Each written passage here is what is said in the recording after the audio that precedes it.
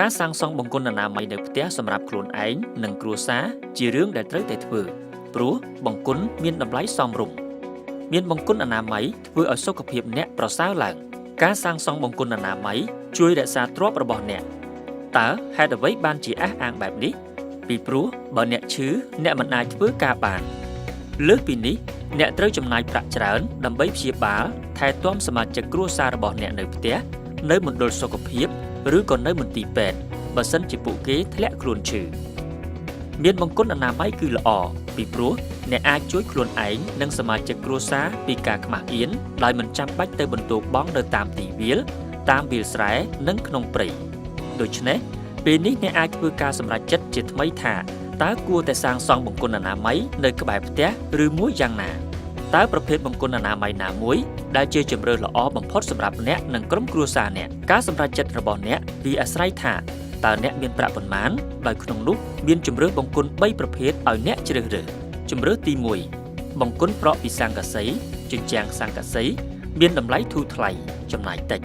គឺបង្គន់អនាម័យដែលមានលក្ខណៈសាមញ្ញបង្គន់នេះត្រូវសាងសង់ពីជញ្ជាំងស័ង្កសីដំបូលប្រក់ស័ង្កសីកម្រាលស៊ីម៉ង់និងមានលូស្តុកលាមក3កង់លូចំនួន1ជួរដោយអ្នកឃើញក្នុងរូបស្រាប់ការសំណល់ចេញពីបង្គន់ត្រូវបានបង្ហូរចេញតាមរយៈទឹកនៅក្នុងធុងដោយហូរតាមបំពង់ទីបជ័រចូលទៅក្នុងរណ្ដៅបេតុងរណ្ដៅបេតុងត្រូវសាងសង់នៅក្រោមដីខាងក្រោមបង្គន់ការសំណល់របស់គ្រួសារអ្នកនឹងហូរទៅប្រមូលផ្ដុំនៅក្នុងរណ្ដៅនៅពេលកាកសំណល់ពេញយើងត្រូវសម្អាតចេញដោយក្រុមហ៊ុនបូមលូសម្រាប់គំរូបង្គន់ប្រភេទនេះមានតម្លៃចាប់ពី$280ទៅ$350ការចំណាយសម្រាប់សម្អាតរណ្ដៅលូមានតម្លៃចាប់ពី$35ទៅ$50ដោយអ្នកគ្រាន់តែចំណាយម្ដងម្កាលតែប៉ុណ្ណោះ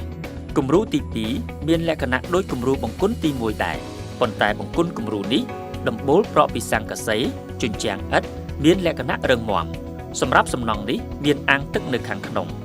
វាមានលក្ខណៈងាយស្រួលជាងពេលប្រើធុងទឹកពេលយើងត្រូវការសម្អាតបង្គន់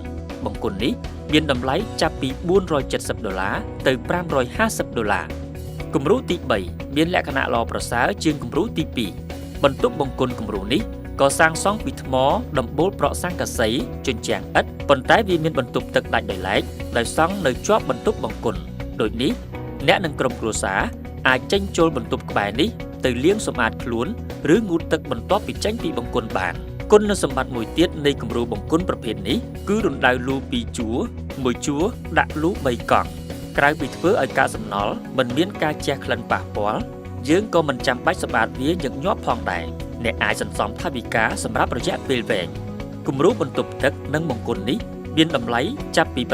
$750ទៅ$800រាល់តម្លៃដែលអ្នកនិងមិត្តភ័ក្តិក្រុមគ្រួសារជ្រើសរើសសម្រាប់ការសាងសង់សម្ភារៈនឹងត្រូវដឹកជញ្ជូនយកមកពីអ្នកផ្គត់ផ្គង់ជាបឋមអ្នកត្រូវជ្រើសរើសទីតាំងសម្រាប់ដាក់បង្គន់អនាម័យវាគួរស្ថិតនៅចម្ងាយ2ទៅ3ម៉ែត្រពីផ្ទះរបស់អ្នកតែប៉ុណ្ណោះបរិមាណផ្ទៃដីគួរតែរាបស្មើដើម្បីឲ្យការសាងសង់បង្គន់ស្ថិតនៅលើគ្រឹះបេតុងមាំចានបង្គន់ដែលចាក់នៅលើគ្រឹះនេះគួរតែត្រូវបានការពារដោយជញ្ជាំងនិងដំបូលរឹងមាំការធ្វើបែបនេះដើម្បីការពារការខូចខាតប្រព័ន្ធបង្គន់អនាម័យរបស់អ្នករយៈពេលវែងពីការសឹករិចរិលបាក់ស្រុតដីនិងអាកាសធាតុមិនល្អរណ្ដៅដែលអ្នកជីកសម្រាប់ដាក់លូគួរស្ថិតនៅចម្ងាយកន្លះម៉ែត្រពីបង្គន់ដើម្បីងាយស្រួលក្នុងការសម្អាតរឿងសំខាន់3ដែលអ្នកគួរតែដឹងទាក់ទងនឹងលូស្តុកលាមករបស់អ្នកចំណុះជាអបបរមា 0.8 ម៉ែត្រគីបទំហំកាន់តែធំកាន់តែល្អតែត្រូវចាំថាចំណុះ 0.8 ម៉ែត្រគីបជាចំណុះតូចជាងគេបំផុតទី2រណ្ដៅលូត្រូវស្ថិតនៅចម្ងាយយ៉ាងហោចណាស់ក៏15ម៉ែត្រពីប្រភពទឹកដូចជាអណ្ដូងទឹករបស់អ្នកជាដើមកត្តានេះសំខាន់ចំពោះសុខភាពនិងសុខុមាលភាពរបស់អ្នកនិងក្រុមគ្រួសារទី3សម្រាប់ផ្នែកសំណង់ខាងលើលូរបស់អ្នកត្រូវតែចាក់បេតុងឲ្យរឹងមាំល្អដែលអាចការពារមិនឲ្យមានការជ្រាបចេញកាកសំណល់ចូលក្នុងដីជិតនោះត្រូវឲ្យប្រាកដថាចង្អូរសម្រាប់ដាក់បំពង់ទីបតភ្ជាប់ពីចានបង្គន់ទៅរណ្ដៅលូស្ថិតនៅជ្រៅនិងមានការការពារយ៉ាងល្អដើម្បីជៀសវាងការខូចខាតនាពេលអនាគតលក្ខណៈពិសេសមួយទៀតគឺត្រូវដាក់បំពង់ជ័រសម្រាប់ឲ្យខ្យល់ចេញចូលចេញពីរណ្ដៅលូតភ្ជាប់ទៅខាងក្រោយសំណង់មេខាងលើដោយដាក់ឲ្យខ្ពស់ជាងដំបូល កុំភ្លេចដាក់សំណាញ់បិទពីលើបំពង់បញ្ចេញខ្យល់ដើម្បីការពារសត្វល្អិតគម្របលូស្តុកលាមកត្រូវធ្វើឲ្យមានគម្របបិទបើកមានទំហំសមល្មមដើម្បីងាយស្រួលសម្អាតរណ្ដៅលូជ្រើសរើសបង្គន់អនាម័យសមស្របជាមួយនឹងថវិកានិងផ្ទះរបស់អ្នកបន្ទាប់មកត្រូវតែប្រាកដថាប្រព័ន្ធបង្គន់របស់អ្នកត្រូវបានសាងសង់យ៉ាងល្អដើម្បីធានានូវភាពរីករាយនិងសុខភាពល្អរយៈពេលវែងសម្រាប់គ្រួសារអ្នកទាំងមូល។